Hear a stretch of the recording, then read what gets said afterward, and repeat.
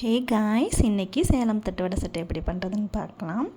ஒரு பேனில் oil add பண்ணி 9 சின்ன வெங்காயம், 4 பல் பூண்டு, ஒரு வரமிளகாய், ஒரு சின்ன தக்காளி, கொஞ்சம் இஞ்சி, கொஞ்சம் புளி ஆட் பண்ணிவிட்டு நல்லா வதக்கி விட்டுக்கிறேன். இதை மிக்ஸி ஜாரில் ஆட் பண்ணி இது கூடவே கொஞ்சம் உப்பு, கொஞ்சம் வரமிளகாய் தூள் ஆட் பண்ணி நல்லா ஃபைன் பேஸ்ட்டாக எடுத்துக்கிறேன்.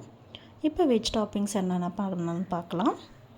இப்போ வெஜ் டாப்பிங்ஸ் ஆட் பண்ணிக்கலாம். ஒரு சின்ன பெரிய வெங்காயம் நறுக்கினது குட்டி குட்டியாக, துருவிய கேரட், துருவிய பீட்ரூட் எடுத்துக்கிறேன், ஒரு குட்டி தக்காளி எடுத்துக்கிறேன். இது கூடவே கொஞ்சம் கொத்தமல்லி தழை நறுக்கினதை ஆட் பண்ணிக்கிறேன்.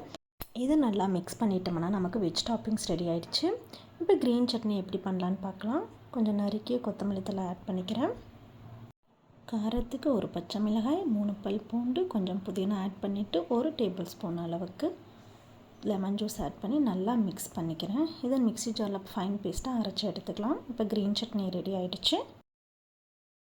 இன்றைக்கி நான் தட்டு வடை பார்த்திங்கன்னா கடையிலேருந்து வாங்கினதான் எடுத்திருக்கேன். தட்டு வடையில் ஃபஸ்ட்டு நம்ம ரெட் சட்னியை மிக்ஸ் பண்ணிக்கலாம். நல்லா எல்லா பக்கமும் பரவுற மாதிரி தடவி விட்டுக்கிறேன். இது கூடவே கொஞ்சம் வெஜ் டாப்பிங்ஸ் ஆட் பண்ணிக்கலாம். அது கூடவே கொஞ்சம் மிக்சரும் எடுத்துருக்கேன். மிக்சரை போட்டுட்டு இன்னொரு தட்டு வடையை எடுத்துகிட்டு அதில் பார்த்திங்கன்னா க்ரீன் சட்னி ஆட் பண்ணிவிட்டு ஒன்று மேலே ஒன்று எடுத்து வச்சுட்டா நமக்கு இப்போ சேலம் தட்டு வடை ரெடி ஆகிடுச்சு. இதை நல்லா ப்ரெஸ் பண்ணி விட்டுட்டு சாப்பிட்டோம்னா டேஸ்ட்டாக இருக்கும். இது நான் ஒரு ஆளுக்கான அளவு எடுத்திருக்கேன்.